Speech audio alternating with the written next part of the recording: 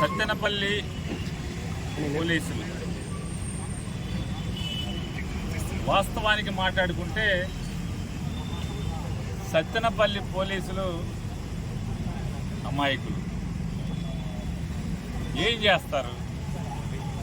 పైనుంచి పాలకులు తప్పుడు కేసులు పెట్టండి, తప్పుడు కేసులు పెడితేనే వైఎస్ఆర్ కాంగ్రెస్ పార్టీ వాళ్ళ మీద తప్పుడు కేసులు పెడితేనే మీరు లా అండ్ ఆర్డర్ కుర్చీలో ఉద్యోగంలో ఉంటారు, లేదంటే కనుక అయితే సస్పెండ్ అవుతారు, లేదంటే లూప్ లైన్లో ఎక్కడో అక్కడ కనీసం జీతం కూడా రానటువంటి ఉద్యోగంలోకి వెళ్తారు అని చెప్పి బెదిరిస్తే ఎస్పీ ఏం చేస్తాడు, డిఎస్పీ ఏం చేస్తాడు, సిఐ ఏం చేస్తాడు?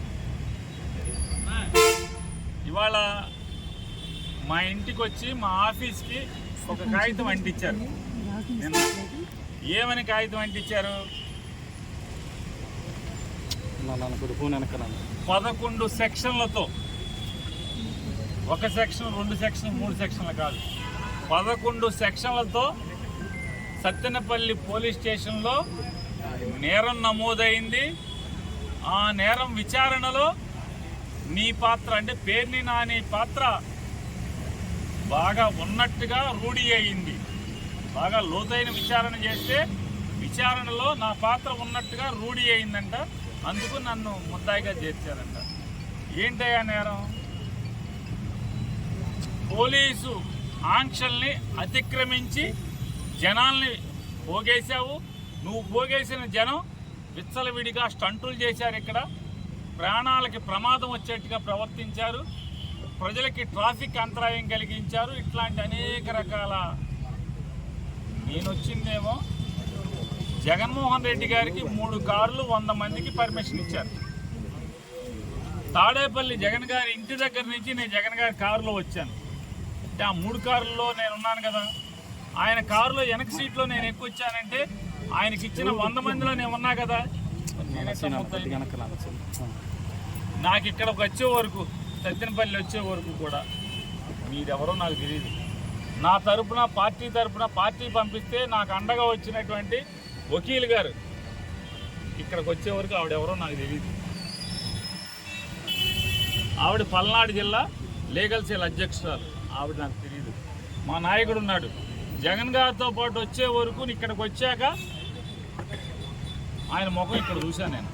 ఆయన ఎవరో తెలియదు. నేను జనాన్ని పోగేశానంట, నేరం చేశానంట, పోలీసు ఆంక్షల్ని అతిక్రమించానంట. జగన్ గారికి 3 కార్లు పర్మిషన్ ఇస్తే ఆ కారులో నేను వచ్చాను. 100 మంది మించి రాకూడదంటే ఆ 100 మందిలో నేను ఉన్నాను. కానీ నా మీద నేరం పెట్టి ఇక్కడ ముద్దాయిగా నన్ను చేశారు.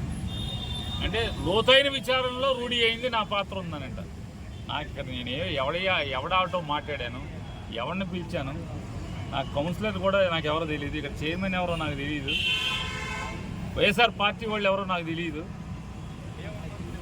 ఆ రెంటపాలు ఎక్కడో తెలియదు. సత్తెనపల్లి, నిజంగా సత్తెనపల్లి నేను నా జీవితంలో మొదటిసారి నేను వచ్చాను. నేను ముద్దాయిగా చేస్తాను. ఇవాళ జరిగేటువంటి ఈ రాష్ట్రంలో జరుగుతున్న ఈ సైకో పరిపాలన, ఈ నరకాసుర పరిపాలన ఏ రకంగా జరుగుతుందనడానికి ఇది ఉదాహరణగా చెప్తూ, కేసు పెట్టినంత మాత్రాన, నన్ను సత్తెనపల్లి పోలీస్ స్టేషన్కి పిలిపించినంత మాత్రాన, లేదా వాయిదాకి బందర్ నుంచి సత్తెనపల్లి కోర్టుకి నేను వచ్చినంత మాత్రాన, లేదు ఇవాళ సత్తెనపల్లి కాదు రేపు జగన్ గారితో ఎక్కడికి వెళ్తే రాష్ట్రంలో ఏ మూలకి వెళ్ళినా ఆ మూలకి కేసు పెట్టినంత మాత్రాన నేను జగన్ జెండా వదులుతానా, జగన్మోహన్ రెడ్డి పేరు మర్చిపోతానా, జగన్తో తిరగటం మానేస్తానా?